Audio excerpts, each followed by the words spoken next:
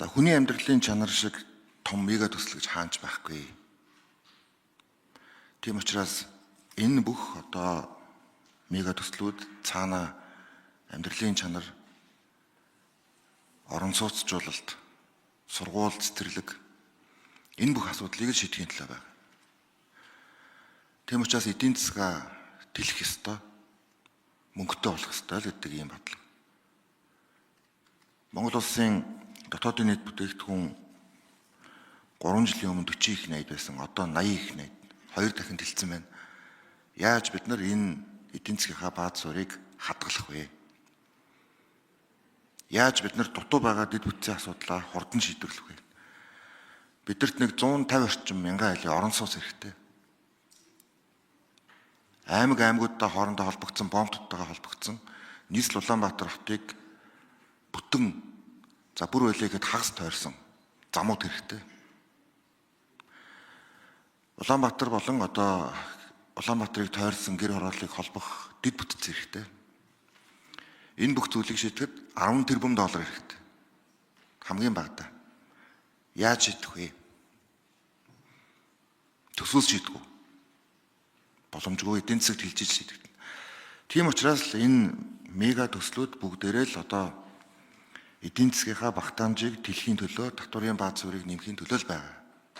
Гэхдээ энэ бүх зүйлийн цаана хүний амьдралыг хэрхэн одоо өөрчилж илүү амьдралын чанартай болох вэ гэдэг л асуудал. Гол асуудал, гол мега төсөл нь өөрөө энэ л байна. Тийм учраас өнөөдрийн бидний энэ баталж байгаа төсөл бол илүү урт хугацаанд тогтвортой ийм одоо боломжит худалдааг бид засгийн газар хооронд хийж байгаа тохиолдол учраас би тэгж хэлсэн. Ягаад гэвэл энэ 16 жилийн хугацаанд хэрэгжинэ. Одоо бид нар харж байгаа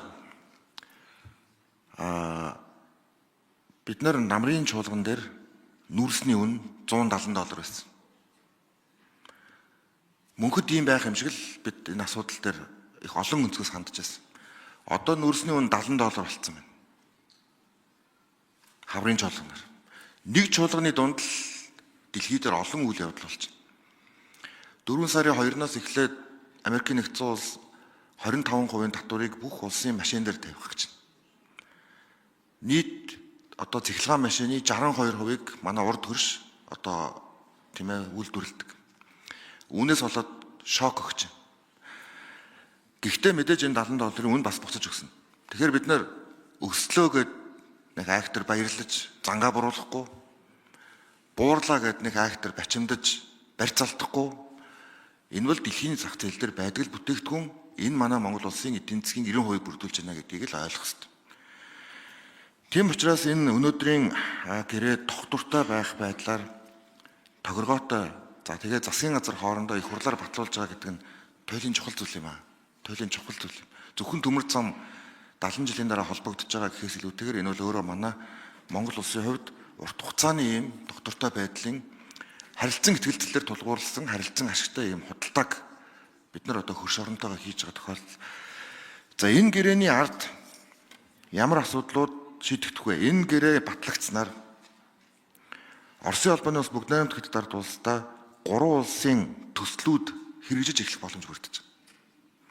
Тэр нь юу вэ гэхээр бид нар төмөр замын баруун зүүн коридорын төслүүдийг яриа хэлцээрийн түвшинд оруулнаа.